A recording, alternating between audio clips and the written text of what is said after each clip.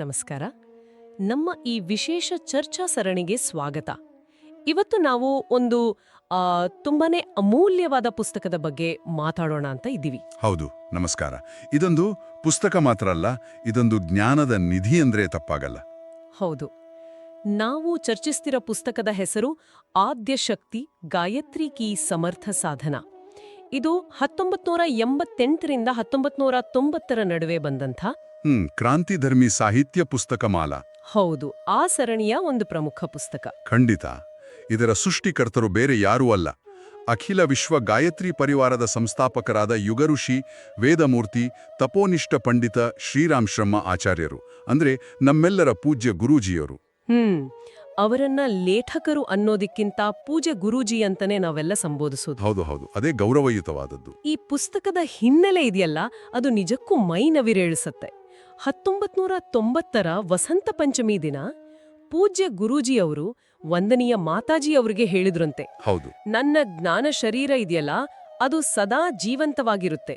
ಇದರ ಬೆಳಕು ಪ್ರತಿಯೊಬ್ಬ ವ್ಯಕ್ತಿಗೂ ತಲುಪಬೇಕು.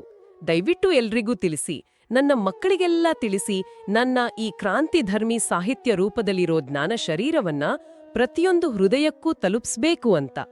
ಆಹಾ, ಎಂತಹ ಅದ್ಭುತವಾದ ಮಾತುಗಳು. ಅದೇ ಈ ಪುಸ್ತಕದ ಮಹತ್ವ.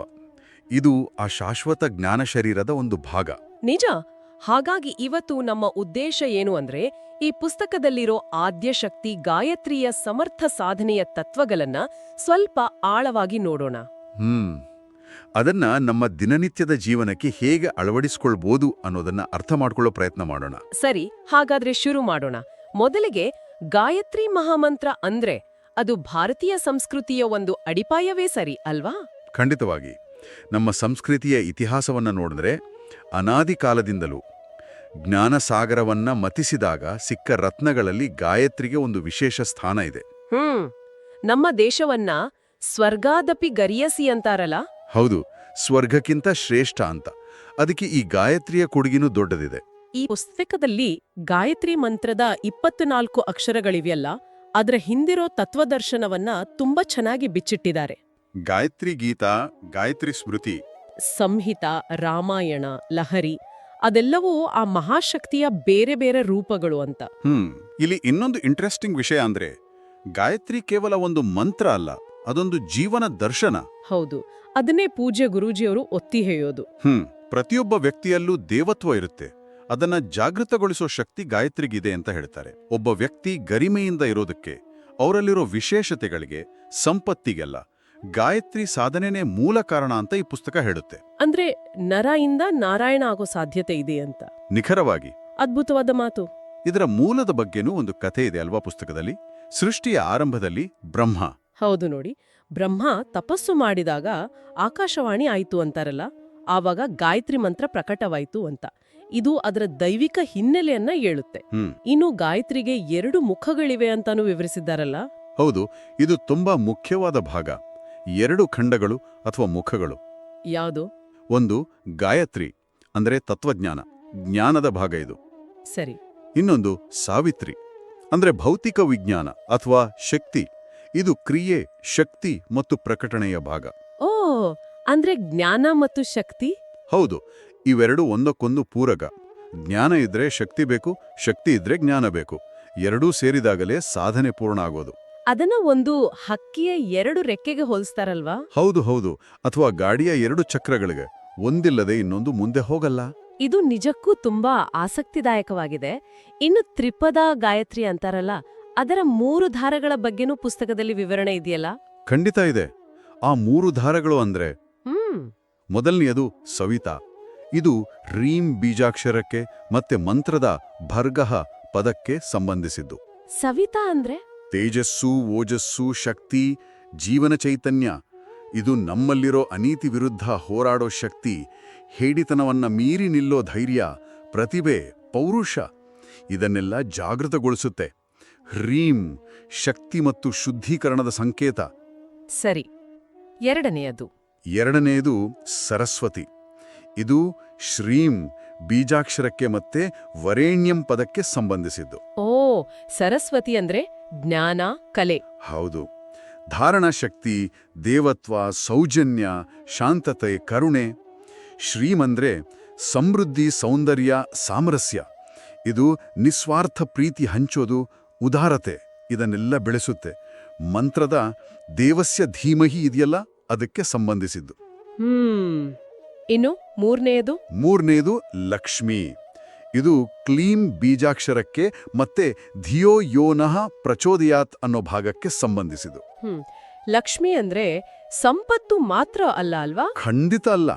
ಇಲ್ಲಿ ಲಕ್ಷ್ಮಿ ಅಂದ್ರೆ ಸದ್ಬುದ್ಧಿಯ ಪ್ರೇರಣೆ, ಮೇಧಾಶಕ್ತಿ, ಪ್ರಜ್ಞೆ, ವಿವೇಕ, ದೂರದರ್ಶಿತ್ವ, ನೀರಕ್ಷೀರ ವಿವೇಕ ಅಂದ್ರೆ ಸರಿ ತಪ್ಪುಗಳನ್ನ ಗುರುತಿಸೋ ಸಾಮರ್ಥ್ಯ.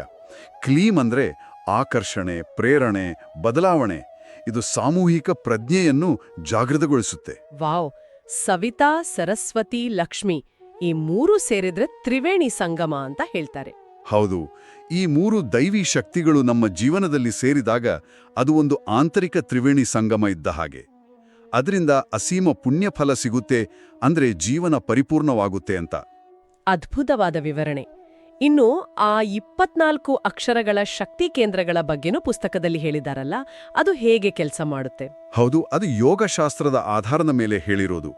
ಈ 24 ಅಕ್ಷರಗಳು ನಮ್ಮ ಶರೀರದಲ್ಲಿರೋ 24 ಗ್ರಂಥಿಗಳು ಮತ್ತೆ ಸೂಕ್ಷ್ಮ ನಾಡಿಗಳಿಗೆ ಸಂಬಂಧಪಟ್ಟಿವೆ ಅಂತ. ಓ! ಮಂತ್ರವನ್ನ ಸರಿಯಾಗಿ ಉಚ್ಚರಿಸಿದಾಗ ಆ ಧ್ವನಿ ಕಂಪನೆಗಳಿಂದ ಈ ಶಕ್ತಿ ಕೇಂದ್ರಗಳು ಜಾಗೃತ ಆಗ್ತವೆ. ಪ್ರತಿಯೊಂದು ಅಕ್ಷರಕ್ಕೂ ಒಂದು ನಿರ್ದಿಷ್ಟ ಸದ್ಗುಣವನ್ನ ಪ್ರತಿನಿಧಿಸೋ ಶಕ್ತಿ ಇದೆ. ತತ್ತಿಂದ ಹಿಡಿದು ಯಾತ್ವರೆಗೂ ಪ್ರತಿಯೊಂದಕ್ಕೂ ಅದರದೇ ಆದ ಶಕ್ತಿ, ಅರ್ಥ ಇದೆ.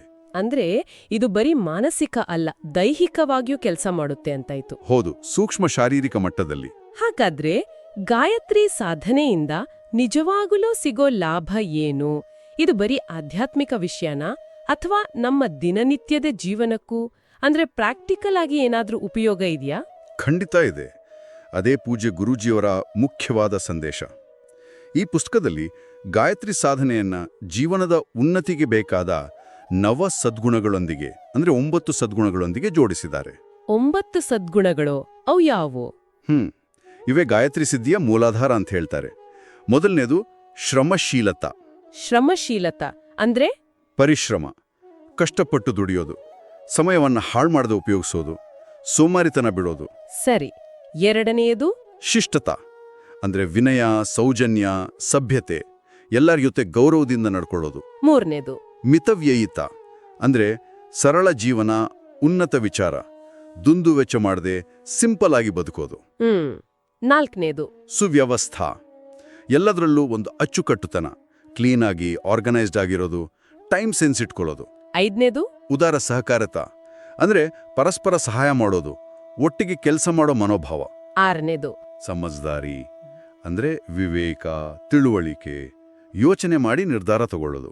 ಸರಿ. ಏಳನೇದು ಈಮಾನ್ದಾರಿ, ಪ್ರಾಮಾಣಿಕತೆ, ಮೋಸ ಮಾಡದೆ ಸತ್ಯವಾಗಿ ನಡ್ಕೊಳ್ಳೋದು. ಎಂಟನೇದು ಜಿಮ್ಮೆದಾರಿ, ಜವಾಬ್ದಾರಿ ತಗೊಳ್ಳೋದು, ಕರ್ತವ್ಯವನ್ನ ಸರಿಯಾಗಿ ಮಾಡೋದು, ಕುಟುಂಬ, ಸಮಾಜ, ದೇಶಕ್ಕೆ.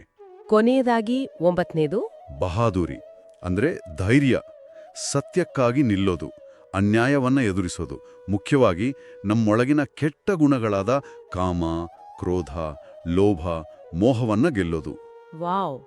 ಅಂದ್ರೆ ಬರೀ ಗಾಯತ್ರಿ ಮಂತ್ರ ಹೇಳೋದಲ್ಲ, ಈ 9 ಸದ್ಗುಣಗಳನ್ನ ನಮ್ಮ ಜೀವನದಲ್ಲಿ ತರಲು ಪ್ರಯತ್ನಿಸೋದೇ ಅದೇ ನಿಜವಾದ ಸಮರ್ಥ ಸಾಧನೆ ಅಂತಾಯ್ತು. ಖಂಡಿತ ಖಂಡಿತ. ಅದೇ ಪೂಜ್ಯ ಗುರೂಜಿಯವರು ಹೇಳೋದು. ಜ್ಞಾನ ಅಂದ್ರೆ ಗಾಯತ್ರಿ ಮಂತ್ರದ ಅರಿವು, ಅದರ ಜಪ, ಮತ್ತೆ ಕರ್ಮ ಅಂದ್ರೆ ಈ ಸದ್ಗುಣಗಳ ಪಾಲನೆ, ಶ್ರೇಷ್ಠ ಕೆಲಸಗಳು, ಇದನ್ನೇ ಯಜ್ಞ ಅಂತನೂ ಹೇಳ್ತಾರೆ. ಇವೆರಡೂ ಸೇರಿದಾಗ ಮಾತ್ರ ಸಾಧನೆ ಸಾರ್ಥಕ ಆಗುತ್ತೆ. ಯಜ್ಞ ಅಂದ್ರೆ ಬರೀ ಹೋಮ ಹವನ ಅಲ್ಲ, ಶ್ರೇಷ್ಠ ಕರ್ಮ ಅಂತ. ಹೌದು, ಪುಸ್ತಕದಲ್ಲಿ ಗಾಯತ್ರಿ ಮತ್ತು ಯಜ್ಞ ಒಂದಕ್ಕೊಂದು ಪೂರಕ ಅಂತ ಸ್ಪಷ್ಟವಾಗಿ ಹೇಳಿದ್ದಾರೆ. ಶಾಂತಿಕುಂಜದಲ್ಲಿ ನಡೀತಿದೆಯಲ್ಲ ಸಂಶೋಧನೆಗಳು, ದೊಡ್ಡ ದೊಡ್ಡ ಯಜ್ಞಗಳು, ಅದರ ಉದ್ದೇಶನೂ ಇದೇನಾ? ಹೌದು, ಬ್ರಹ್ಮವರ್ಚಸ್ಸು ಶೋಧ ಸಂಸ್ಥಾನದಲ್ಲಿ ಗಾಯತ್ರಿ ಮಂತ್ರ ಯಜ್ಞದ ಪ್ರಭಾವದ ಬಗ್ಗೆ ಸೈಂಟಿಫಿಕ್ ರಿಸರ್ಚ್ ನಡೀತಿದೆ. ಮತ್ತೆ ಪೂಜ್ಯ ಗುರೂಜಿಯವರು ಹೇಳಿದ ಯುಗಸಂಧಿ ಕಾಲದಲ್ಲಿ ಸಮಾಜದಲ್ಲಿ ಪಾಸಿಟಿವ್ ಎನರ್ಜಿ ತುಂಬೋಕೆ ಈ ಸಾಮೂಹಿಕ ಅನುಷ್ಠಾನಗಳು, ಯಜ್ಞಗಳು ತುಂಬಾ ಮುಖ್ಯ ಅಂತ ನಂಬಿದರು. ಅದಕ್ಕೆ ಲಕ್ಷಾಂತರ ಜನ ಸೇರಿ ಯಜ್ಞಗಳನ್ನ ಮಾಡೋದು, ಇದು ಸಮಾಜದ ಚೈತನ್ಯವನ್ನ ಹೆಚ್ಚಿಸೋ ಪ್ರಯತ್ನ. ಹಾಗೆಯೇ ಗಾಯತ್ರಿ ಸಾಧನೆಯಲ್ಲಿ ನಾರಿಯರು ಪುರುಷರು ಅಂತ ಭೇದ ಇಲ್ಲ ಅನ್ನೋದನ್ನು ಪುಸ್ತಕ ತುಂಬಾ ಒತ್ತಿ ಹೇಳುತ್ತೆ ಅಲ್ವಾ? ನಿಖರವಾಗಿ ಅದು ಬಹಳ ಮುಖ್ಯವಾದ ಅಂಶ. ಗಾಯತ್ರಿಯನ್ನ ಮಾತೃ ರೂಪ ಅಂತಾನೆ ನೋಡೋದು. ಹೌದು, ವೇದ ಮಾತೆ ಅಂತಾರೆ. ಹಾಗಾಗಿ ಜ್ಞಾನ ಸಾಧನೆಯಲ್ಲಿ ಲಿಂಗಭೇದಕ್ಕೆ ಜಾಗವೇ ಇಲ್ಲ. ಸದ್ಬುದ್ಧಿ ಎಲ್ಲರಿಗೂ ಬೇಕು. ಮಧ್ಯಕಾಲೀನ ತಪ್ಪು ಕಲ್ಪನೆಗಳನ್ನೆಲ್ಲ ಇದು ತಳ್ಳಿ ಹಾಕುತ್ತೆ. ಸರಿ. ಅಷ್ಟೇ ಅಲ್ಲ, ಮುಂದಿನ ಯುಗದಲ್ಲಿ ನಾರಿ ಶಕ್ತಿಗೆ ಪ್ರಾಮುಖ್ಯತೆ ಸಿಗುತ್ತೆ ಅಂತಾನೂ ಪೂಜ್ಯ ಗುರೂಜಿ ಹೇಳಿದ್ದಾರೆ. ಗಾಯತ್ರಿ ಸಾಧನೆ ಅದಕ್ಕೆ ಪೂರಕವಾಗಿದೆ. ಇಷ್ಟೆಲ್ಲ ಕೇಳಿದ್ಮೇಲೆ ಒಟ್ಟಾರೆಯಾಗಿ ಈ ಆದ್ಯಶಕ್ತಿ ಗಾಯತ್ರಿ ಕಿ ಸಮರ್ಥ ಸಾಧನಾ ಪುಸ್ತಕದ ಮೂಲಕ ಪೂಜ್ಯ ಗುರೂಜಿಯವರ ಮುಖ್ಯ ಸಂದೇಶ ಏನು ಅಂತ ಹೇಳ್ಬೋದು? ಅಂದ್ರೆ ನಮ್ಮ ಜೀವನದ ಯಶಸ್ಸು ದಿವ್ಯತೆ ಇದೆಯಲ್ಲ, ಅದು ನಮ್ಮ ಸಾಧನೆ ಮೇಲೆ ನಿಂತಿದೆ. ಸಾಧನೆ ಅಂದ್ರೆ ಬರೀ ಮಂತ್ರಜಪ ಅಲ್ಲ, ಅದು ವ್ಯಕ್ತಿತ್ವದ ಪರಿಷ್ಕರಣೆ, ಸದ್ಗುಣಗಳನ್ನ ಬೆಳೆಸ್ಕೊಳ್ಳೋದು. ಜ್ಞಾನ ಮತ್ತು ಕರ್ಮಗಳ ಸಮನ್ವಯ. ಹೌದು, ಅದೇ ಜೀವನವನ್ನ ಶ್ರೇಷ್ಠಗೊಳಿಸೋ ದಾರಿ. ಹಾಗಾದ್ರೆ ಇದೆಲ್ಲದರ ಅರ್ಥ ಪೂಜ್ಯ ಗುರೂಜಿಯವರ ಆ ಜ್ಞಾನ ಶರೀರವನ್ನ, ಆ ಸಂದೇಶವನ್ನ ಪ್ರತಿಯೊಬ್ಬರ ಹೃದಯಕ್ಕೆ ತಲುಪಿಸೋ ಜವಾಬ್ದಾರಿ ನಮ್ಮೆಲ್ಲರ ಮೇಲೂ ಇದೆ ಅಂತಾಯ್ತು. ಖಂಡಿತವಾಗಿಯೋ. ನಮ್ಮ ವೈಯಕ್ತಿಕ ಉನ್ನತಿಯ ಜೊತೆಗೆ ಸಮಾಜದ ಸಾಮೂಹಿಕ ಚೇತನವನ್ನ ಜಾಗೃತಗೊಳಿಸೋ ಶಕ್ತಿ ಗಾಯತ್ರಿಗಿದೆ. ಈ ಸದ್ಗುಣಗಳು, ಈ ತತ್ವಜ್ಞಾನ ಸಮಾಜದಲ್ಲಿ ಹರಡಿದ್ರೆ ಒಂದು ಒಳ್ಳೆ ಯುಗ ಬರಬಹುದು. ಹೌದು, ಒಂದು ಉತ್ತಮ ಯುಗದ ನಿರ್ಮಾಣ ಸಾಧ್ಯ. ವ್ಯಕ್ತಿಯಿಂದ ಸಮಾಜದ ಕಡೆಗೆ ನಮ್ಮ ಸಾಧನೆ ಸಾಗಬೇಕು. ಇದೇ ನಾವು ಯೋಚಿಸಬೇಕಾದ ವಿಷಯ. ತುಂಬಾ ಹೃದಯ ಸ್ಪರ್ಶಿಯಾದ ಚರ್ಚೆ ಇದು. ನಿಜಕ್ಕೂ ಅನಂತ ಧನ್ಯವಾದಗಳು ನಿಮ್ಗೆ. ಈ ವಿಷಯದ ಬಗ್ಗೆ, ಪೂಜ್ಯ ಗುರೂಜಿಯವರ ಇತರ ಸಾಹಿತ್ಯದ ಬಗ್ಗೆ ಇನ್ನೂ ಹೆಚ್ಚು ತಿಳ್ಕೋಬೇಕು ಅನ್ನೋರು www.awgp.org ವೆಬ್ಸೈಟ್ಗೆ ಭೇಟಿ ಕೊಡಬಹುದು. ತಮ್ಮ ಅಮೂಲ್ಯ ಸಮಯ ಕೊಟ್ಟು ಇದನ್ನ ಕೇಳಿದ ಎಲ್ಲರಿಗೂ ನನ್ನ ಹೃತ್ಪೂರ್ವಕ ಧನ್ಯವಾದಗಳು. ಆದರೂ ನಮ್ಮ ಹೃದಯಗಳು ಯಾವಾಗ್ಲೂ ಸಂಪರ್ಕದಲ್ಲಿರುತ್ತೆ ಅಲ್ವಾ? ಯಾಕೆಂದ್ರೆ ಸಾಧನೆ, ಸದ್ಭಾವನೆ ಅನ್ನೋದು ನಮ್ಮೆಲ್ಲರನ್ನೂ ಒಂದೇ ದಾರದಲ್ಲಿ ಬೆಸೆಯುತ್ತೆ. ಎಲ್ಲರಿಗೂ ನಮಸ್ಕಾರ.